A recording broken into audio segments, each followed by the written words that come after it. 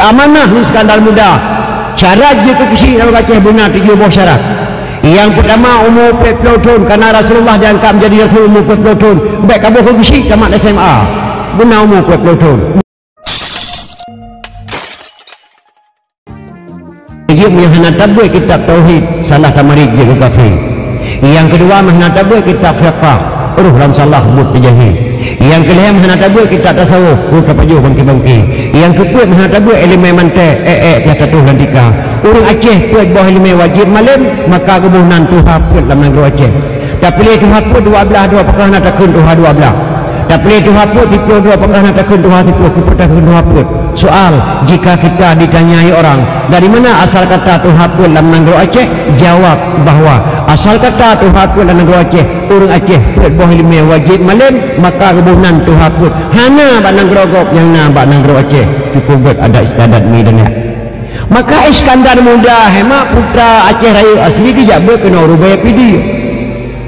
Amanah Iskandar Muda dan pegah berkata hai bangsa Aceh supaya nyagot negeri Aceh syarat je ke kuci 7 buah syarat tu.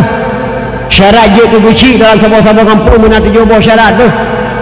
Yang pertama syarat je ke kuci umur 40 tahun, kerana Rasulullah diangkat menjadi Rasul umur 40 tahun. Yang kedua mengetahui hukum Allah dan Rasul nak tinggal dan dayah merwalih tahun kabuh ke kuci. Bujik ke azan, tiga bujik ke umum yang masa Iskandar Muda. Yang kelima mengetahui adat kanun dan resam. Adat kanun dan resam yang dipegang dalam negeri Aceh negara Jino mah. Sebab Aceh nyo hanya ke mudah-mudah bak kepegang agama jamu. Sagai kubu kungkut asap ke lemu apa ihu ke jalimu. Gekoh sagai liyah tu. Geramah sagai lima tu. Liah buku 5 gelawak sagai dia pedang Islam kungkut asap ke lemu apa ihu ke jalimu.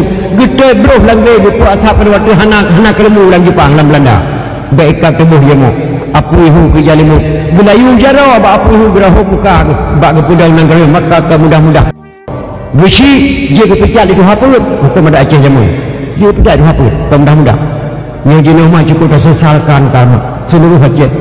Lawit nama pak rezeki bila Allah Aceh dan sebuah desa hana sebuah rata kampung mak kakaru makan kadang-kadang kecil nampak betul ati kita main lagi kecil cara dam tengah belah dia hanya tenang kecil dah mau senang kecil berbasalah mak abang tuan kecil daya tuan imam kecil kampung baru cukup disesalkan aja gara-gara dana yang cukup parah termasuk seluruh Aceh yang cukup sibuk dengan masalah dana.